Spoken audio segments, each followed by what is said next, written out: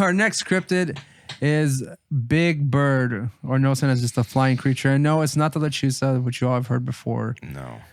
This is Think more Thunderbird. Thunderbird, pterodactyl, Pteranodon. if you will. Pteranodon. We Roland, you gave a bit of a description about this, or a bit of a history whenever we did our lechuza episode about thunderbirds and how like some of these occurrences represent something more prehistoric and lore from like back in that have gone back like millennia. So right, but so also with but on top of thunderbirds, which we can just let people go find that out for themselves. You know, they can go just listen look to up Lucius episode, learn Quetzalcoatl. about them. That's an easy way to get started. Or Quetzalcoatl, or however the fuck it's actually pronounced. Well, it's also one of the largest. They also gave that name to one of the largest prehistoric birds. Word. I mean, and speaking of prehistoric, there have been instances of these big bird cryptids where they're like they've been described as like pterodactyls. Correct. And shit. That is to say, they have leathery wings with arms, usually attached at the top, as opposed to pretty much kind of like a bat. I believe they're described with simian facial features, characteristics. And human. Well, it's got a humanoid body, so it's got legs it ranges from that to also just big fucking birds. Like right. There's, as we have sightings here in the valley, most of them, I think some of them did fall in the category of potentially like a prehistoric, description. Bird. But for the most part, they're big fucking birds. Just there we go. Big not the ass same. birds. They have a wingspan of like 8 to 12 feet. That's one of the big boys. Yeah, it's and I think they're massive. like 5 to 6 feet tall birds. I mean, I would get freaked out if I saw a huge bird. I don't want to see a fucking huge bird in front of me. That could probably like kill me. Let's talk about where we can find these big birds. A lot of them are in the Rio Grande Valley here. Yeah. Those are the ones that you would see if you're driving around San Benito, Harlingen, Brownsville, anywhere in the valley. This is pretty much our claim to fame as far as like cryptids are concerned. This is where most of the occurrences happen here in the Rio Grande Valley. And serious investigations have ensued by cryptozoologists. That's correct. There's an account in the 1970s. One of the big birds sighted says it left no evidence behind other than sightings and one attack over a brief period of time, and there are theories. Says the big bird isn't the adorable one who lives on Sesame Street. What a crock of shit there. They called it that because it's called a joke. Big Bird. Yeah, exactly. Like, oh, it's funny. It's like a demon. Let's call it the same report that I'm going to talk about here. There's various reports or various records in the book as well. They do talk about this incident. And there's another article from My SA, which is, I guess, My San Antonio. It has actually a newspaper clipping. It says, San Antonio, Thursday, February 26, 1976. Teachers buzzed by big birds. And so basically in this account, it says January 1st, Tracy Lawson and cousin Jackie Davies were playing outside when they saw the creature. And it was over 5 feet tall, had dark red eyes, bald head, gorilla-like face, and a long beak. The avian emitted a shrill screech, yeah. And the next day, their fathers saw 3 toe tracks pressed about an inch into the ground, and the family dog stayed inside of its doghouse, leaving only to go into the house for dinner, and then it had to get forced back outside. And in January 7th, the policeman, Arturo Padilla, saw something in the headlights of his cruiser. It was a huge bird. Minutes later, fellow officer Homer Galvan sighted a large back silhouette gliding through the air.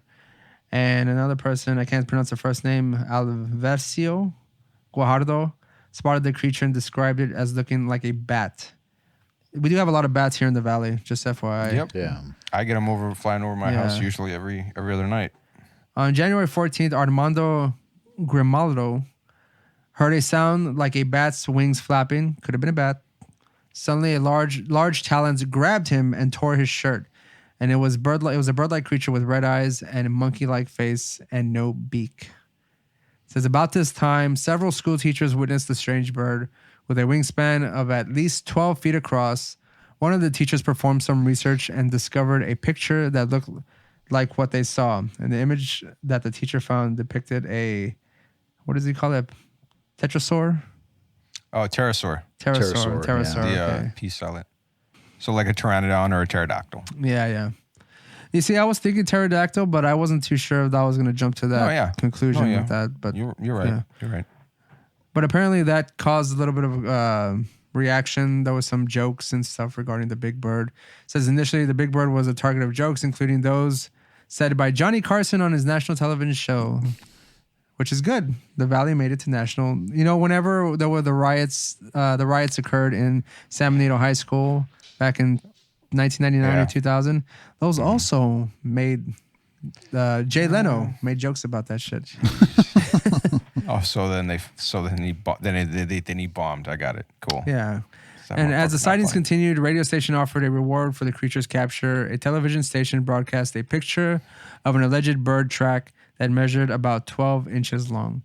And the Texas Parks and Wildlife Department feared hunters might mistake and protected large, rare bird like the whooping crane for this strange, mysterious bird. Subsequently, they made the public aware that all birds were protected by state and or federal law. Cryptid law, justice for everything, people. Justice for everything.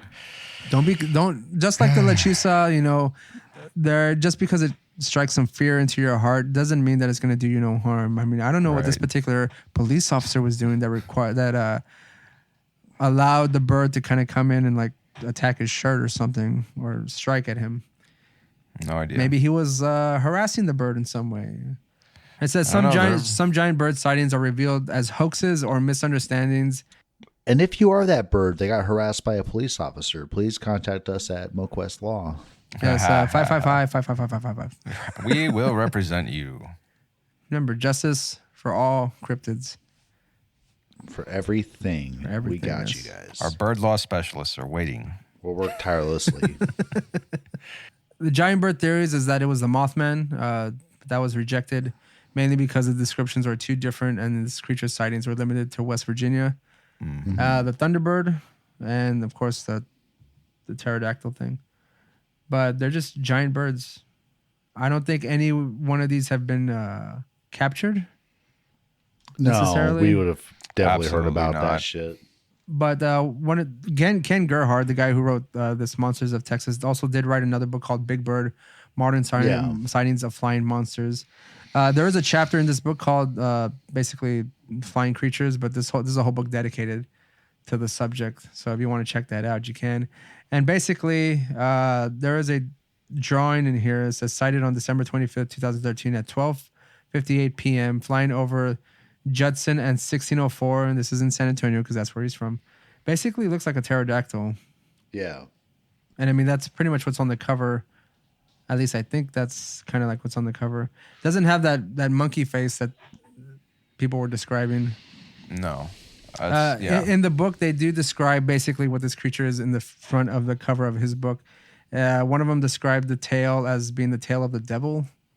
And I'm assuming that's the person's limited. It's a fork tail. It's not even like, it's like a triangle tail. Oh, that's right. Yeah. The little spade or whatever. And I'm that kind of response is, I guess, to someone's limited knowledge of what the devil or Lucifer would look like. I mean, this is just general pop culture pictures that they're pretty much stemming from. Any other things regarding the big bird here, guys? No, just apparently like it was really refreshing to see that apparently in our region there's a huge occurrence of them, and enough to draw attention from, cryptid hunters. It's cool stuff, man. It's just a quick detail here. I don't think you'd mentioned it, but it does say that in Big Bend National Park in 1972, 4 years before the first sightings of Big Bird, they found fossil remains of the largest known flying pterosaur. That's what I was trying to mention before, Daniel. I forgot to say him, the Quetzalcoatlus. And so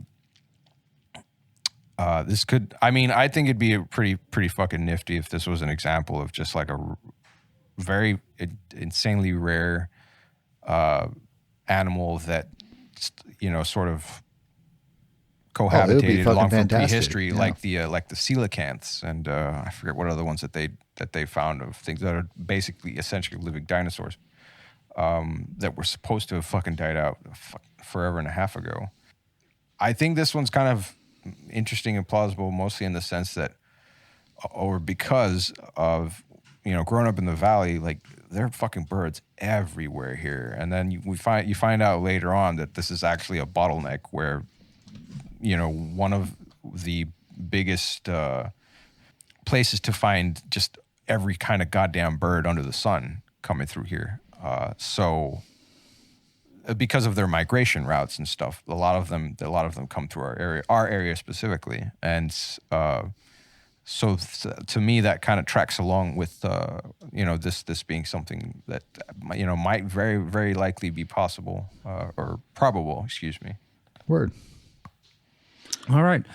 So So birds. big old birds. Again, if you want any more history on thunderbirds and a little bit more lore behind that, check out our Lechusa episode. We go pretty deep on that one as well.